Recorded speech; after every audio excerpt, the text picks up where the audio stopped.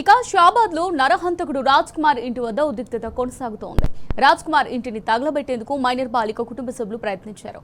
వంటగదికి మంటలు పెట్టడంతో పోలీసులు ఆర్పివేశారు. రాజ్ కుమార్ ఇంటి వద్ద పోలీసులు భారీ బందోబస్తు ఏర్పాటు చేశారు.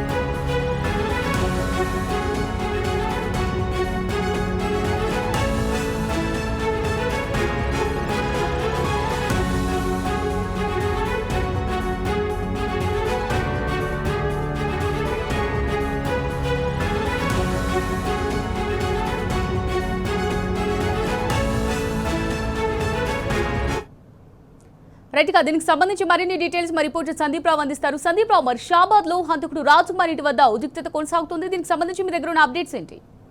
రైట్, ఘటన జరిగినప్పటి నుంచి పోలీసులు కూడా పూర్తి స్థాయిలో నిందితుల నివాసం వద్దనే ఉన్నారు. అక్కడ బందోబస్తు కూడా ఏర్పాటు చేశారు.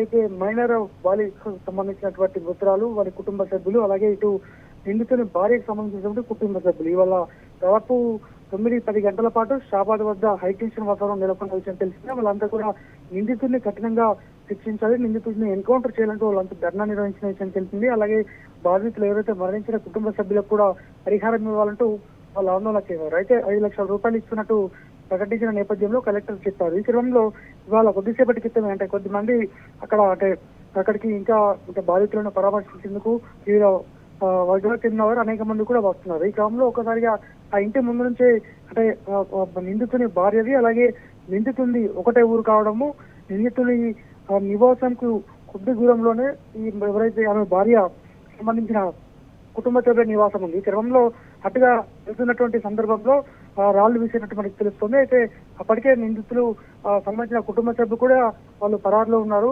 ఇంటిని పోలీసులు ఘటన జరిగిన తర్వాతనే సీజ్ చేశారు. అయితే ఘటన స్వల్పమైనప్పటికీ కూడా ఇక్కడ మరి నిందితుడికి సంబంధించి కుటుంబ సభ్యులు ఎవరు లేకపోవడము, అలాగే అక్కడనే ఉదయం నుంచి బందోబస్తు ఏర్పాటు చేస్తున్నారు. ఎందుకంటే ఏ నిమిషంలో ఎవరు అంటే ఇల్లు తగలబెట్టే ప్రయత్నం ఇలా రకరకాల చేస్తారన్న ఉద్దేశంతో పోలీసులు అయితే అక్కడ బందోబస్తు ఏర్పాటు చేశారు. కానీ నిందితుడు మాత్రం ఇప్పటివరకు ఇంకా పట్టుబడలేదు. వాళ్ళ ప్రధానమైన డిమాండ్ నిందితుడు ఖచ్చితంగా పట్టుబడాల్సిందే, నిందితుడిని పట్టుకోవాలి, ఆయన్ను కఠినంగా శిక్షించాలి. ఆ శిక్ష ఎప్పుడో 2 సంవత్సరాలకో 5 సంవత్సరాలకో కాదు, తక్షణమే ఆయనకు శిక్ష విధించాలని వీళ్ళ ప్రధాన డిమాండ్. మరి దాదాపు 12-13 గంటలు గడిచినప్పుడు కూడా ఇంకా నిందితుడికి సంబంధించిన ఆచూకీ మాత్రం పోలీసులు కనిపెట్టలేకపోయారు. సీసీ కెమెరాలో ఒక చోట నమోదైనట్టు తెలుస్తుండగా అది కూడా పోలీసులకు అస్పష్టంగానే ఉంది. మరి శ్రీశైలం వైపు వెళ్ళిన ఒకరు, యాదగిరిగుట్ట సమీపంలో ఉన్నట్టు మరొకరు, ఇలా రకరకాల వదంతులు అయితే చెప్తున్నారు. కానీ నిందితుడు మాత్రం ఇప్పటి వరకు పట్టుబడలేదు. సంజన.